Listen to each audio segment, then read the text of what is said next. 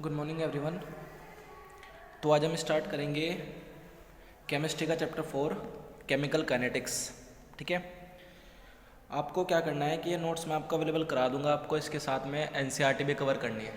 ठीक है, अभी तक मैंने आपको हर चैप्टर की एनसीईआरटी कवर कराई है। एनसीईआरटी रीडिंग में क्या होता है कि काफ़ी टर्मिनोलॉजी में बच्चों को दिक्कत होती है। एनसीईआरटी में जो हिडन आपके पॉइंट्स होते हैं उनको विजुअलाइज करना होता है। ठीक है, और ये तो आपके बने बनाए नोट्स सही हैं, तो आप दोनों चीज़ें कवर कर लेंगे। मैं आपको दोनों ही चीज़ें वैसे कवर करा दूंगा। ठीक है, आप खुद से भी ट्राई करेंगे। तो स्टार्ट करते हैं कि केमिकल तो आपको पता है कि केमिकल क्या होता है। ठीक है, केमिस्ट्री पढ़ रहे हैं, स्टार्ट ही आपका केमिकल से होता है। एटम, मॉलिक्यूल, कंपाउंड्स, केमिकल्स, ये सब टर्मिनोलॉजी आप पहले से पढ़ते आ रहे हैं। काइनेटिक्स का मतलब क्या होता है? मूवमेंट। तो डेफिनेशन क्या है? The branch of chemistry which deals with the study of rates of chemical reaction. ठीक है, कि उस केमिकल रिएक्शन का रेट क्या है। जैसे आप जीरो ऑर्डर रिएक्शन पढ़ते हैं, फर्स्ट ऑर्डर रिएक्शन पढ़ते हैं, सेकंड ऑर्डर रिएक्शन पढ़ते हैं। The factors affecting the rate of reactions and the mechanism by which the reaction proceed is called chemical kinetics. कि उस जो आप केमिकल रिएक्शन करा रहे हैं उसका रेट क्या है और कौन से वहाँ पे फैक्टर्स हैं जो उस रिएक्शन को इफ़ेक्ट कर रहे हैं और कौन सा मैकेनिज्म वहाँ पे यूज़ हो रहा है उस रिएक्शन को कराने के लिए।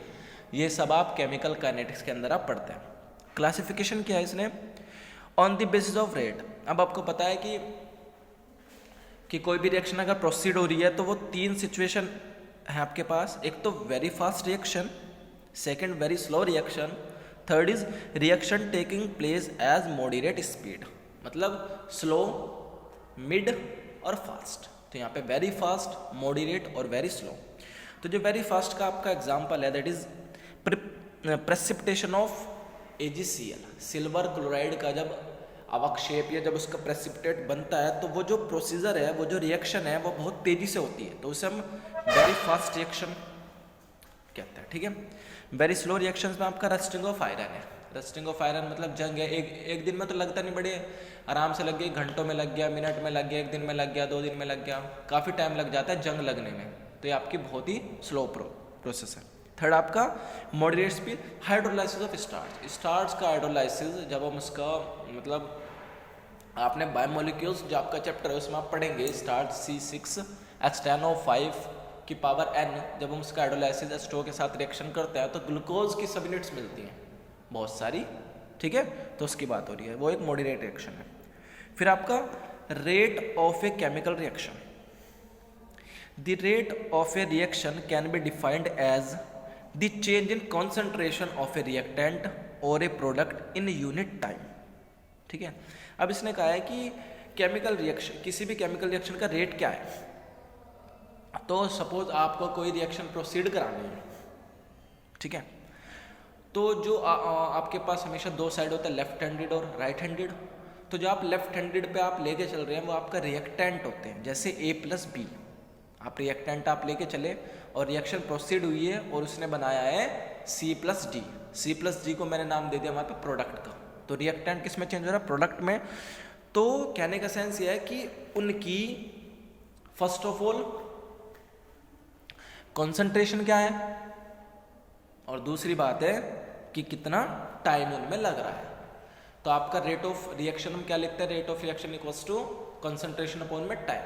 ठीक है, कंसंट्रेशन अगर बहुत छोटी है तो हम D यूज कर लेते हैं, ठीक है, और टाइम के लिए हम D यूज कर लेते हैं, तो DC अपॉन में DT लगा लेते हैं। ओके, नेक्स्ट आपका एवरेज रेट। तो उसने कहा the rate of reaction measured over a definite time interval is called average rate of reaction. ठीक है, आप हमेशा एवरेज वैल्यू आप निकालते आते हैं, तो यहाँ पे ऐसी एवरेज रेट है कि कितने डेफिनेट टाइम में या टाइम इंटरवल में वो रिएक्शन हो रही है, वो उसका एवरेज रेट होता है। जैसे कंसीडर ए हाइपोथेटिकल रिएक्शन, जैसे हमने R से P बना दिया, रिएक्टेंट से प्रोडक्ट। ठीक है, नीचे इसने दिया average rate of reaction decrease in the concentration of R means reactant upon time taken. कहने का सेंस क्या है? यहाँ पे जो डिक्रीज इन कंसंट्रेशन है तो नॉर्मली सी बात है कि जब रिएक्टेंट की कंसंट्रेशन डिक्रीज होगी तभी तो प्रोडक्ट की कंसंट्रेशन इंक्रीज होगी। समझ में आ गई बात? तो नॉर्मल आपके पास फॉर्मूला क्या है, डेल्टा आर अपॉन में delta T. Average rate of reaction, increase in concentration of product upon में टेकन टाइम, या टाइम टेकन। तो यहाँ पे नॉर्मल सी बात है कि जब रिएक्टेंट घटता जा रहा है, कम होता जा रहा है, तो एकदम प्रोडक्ट इंक्रीज होता जाता है, प्रोडक्ट बन रहा है तो वहाँ पे इंक्रीज हो रहा है। तो ये जो फॉर्मूला है आपके पास दोनों के केस में, रिएक्टेंट के केस में भी और प्रोडक्ट के केस में भी। रिएक्टेंट के केस में क्या है केवल कि उसकी कॉन्सेंट्रेशन डिक्रीज होगी, और प्रोडक्ट के केस में उसकी कॉन्सेंट्रेशन इंक्रीज होती है। ठीक है, तो average rate of reaction equals to delta R upon में डेल्टा टी रिएक्टेंट के केस में, और डेल्टा पी अपॉन में डेल्टा टी प्रोडक्ट के केस में। नेक्स्ट आपका instantaneous rate, rate of change of concentration of any one of the reactants और products at that particular instant of time is called instantaneous rate. तो यहाँ पे instantly जो भी चेंज हो रहे हैं, ठीक है, इंस्टेंटली जो भी चेंज हो रहे हैं वो आपके इंस्टेंटेनियस रेट होते हैं। तो नॉर्मल डेल्टा, इसमें हम नॉर्मल वही सेम फॉर्मूला है, ठीक है, माइनस डी आर अपॉन में डी टी। मैंने आपको कहा था ना डी यूज का, डिफरेंशियल के लिए डी यूज कर लेते हैं, बहुत छोटी वैल्यू के लिए हम डी यूज कर लेते हैं ना। तो माइनस डी आर अपॉन में डी टी, माइनस क्यों हो रहा है, क्योंकि डिक्रीज में है, और डी पी अपॉन में डी टी वो प्लस में है, क्योंकि प्रोडक्ट हमेशा इंक्रीज होता है। ओके, इंपॉर्टेंट क्या, rate of a reaction is always positive since R is negative quantity as concentration of reactant is decrease. ध्यान रखना हमेशा रेट ऑफ रिएक्शन किसी भी रिएक्शन का पॉजिटिव होता है, केवल जहाँ पे नेगेटिव चार्ज लगाया हुआ है वो आपको ये बता रहा है कि जो रिएक्टेंट है उसकी कंसंट्रेशन डिक्रीज हो रही है। It is multiplied with -1 to make the rate of reaction is positive quantity, और इसको प्लस करने के लिए -1 से हम इसमें मल्टीप्लाई कर देंगे। Units of rate of a reaction, unit of rate are concentration time inverse, mole litre inverse, second inverse, और atmosphere second inverse for gaseous reactions. ये आपको इसने यूनिट दी है, इंपॉर्टेंट पूछ ली जाती है मोस्टली टाइम। नेक्स्ट आपका overall rate of a reaction, when there are several reactants and products the individual rates of the various components may differ as they would depend on stoichiometric coefficient. Stoichiometric coefficient आपने हो सकता है कि पहले भी पढ़ा हुआ हो। स्टेंचोमेट्रिक क्या होता है, सपोज मैंने किसी भी कंपाउंड के आगे मैंने 2 लगा दिया तो उसका स्टेंचोमेट्रिक कोफिशिएंट क्या 2 है, कुछ भी नहीं लगा हुआ तो 1 है, ये बात है। एग्जांपल पे चलते हैं। For a reaction A + 2B arrow 3C + 4D, rate of disappearance of B equals to 2 × rate of disappearance of A। सही बात है ना। फिर rate of formation of C equals to 3 × rate of disappearance of A। Rate of formation of D equals to 4 × rate of disappearance of A। तो यहाँ पे overall आ गया। तो इसमें स्टेंचोमेट्रिक क्या है, A का A है, B का 2 है, C का 3 है और D का 4 है। नॉर्मल आप इसे पढ़ेंगे, ठीक है। फिर है dependence of rate on concentration. First है factors influencing rate of reaction, concentration of reactants, temperature, catalyst. ये आपके 4 फैक्टर्स हैं। पहला है कि फैक्टर इन्फ्लुएंसिंग, मतलब हो सकता है कि वहाँ पे कोई फैक्टर यूज़ हो रहा हो, ठीक है। सेकंड आपका कॉन्सेंट्रेशन कितनी है, सेकंड टेम्परेचर आप उसे कितना अवेलेबल करा रहे हैं, और कैटलिस्ट आप कौन सा यूज़ कर रहे हैं, ठीक है। कैटलिस्ट डी ब्लॉक एलिमेंट पढ़ा है, एफ ब्लॉक वही।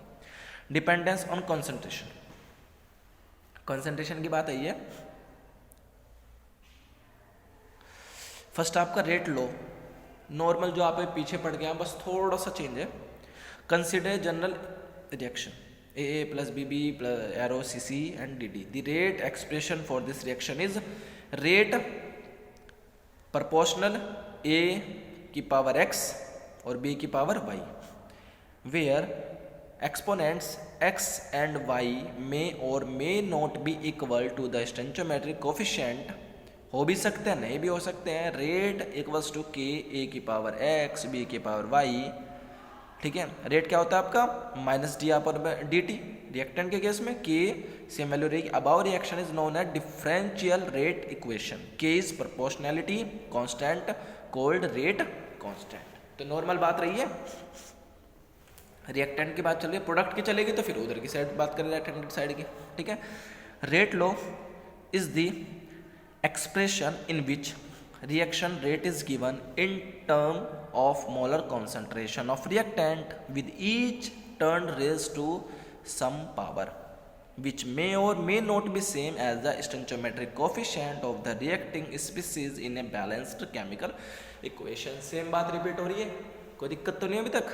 ठीक है, नेक्स्ट इंपॉर्टेंट क्या बता रहा है, rate law for any reaction can not be predicted by merely looking at the balance chemical equation. इसने कहा है कि हम किसी भी रिएक्शन का रेट लॉ प्रिडिक्ट नहीं कर सकते. ठीक है, नॉर्मल कंडीशन में क्या आप उसे देख के बता देंगे. जैसे 2NO + O2, NO2 बना रहा है तो इसका क्या बनेगा, NO2 का 2 और O2. ठीक है, CaCl3 Cl2 CCl4 HCl बन रहा है तो यहाँ पे इसकी वाली इक्वेशन रहेगी. ठीक है, ऑर्डर ऑफ रिएक्शन में A + BB arrow CC DD, ये इसका एक बेसिक रिएक्शन है जो हर जगह आपको मिलेगी. तो rate equals to K, constant है K, AX BY, sum of these components that is X + Y gives the overall order of reaction. ध्यान रखना, अब आप ऑर्डर ऑफ रिएक्शन पढ़ रहे हैं where X and Y represent the order which respect to the reactants A and B respectively. Hence, the sum of powers of concentration of the reactants in the rate law expression is called the order of that chemical reaction. अब चाहे वो plus करने पे 1 आए, 0 आए, 2 आए, चाहे 3 आए, वही आपका ऑर्डर ऑफ रिएक्शन हो जाएगा. तो आपको आज के लिए केवल इतना ही काम करना है.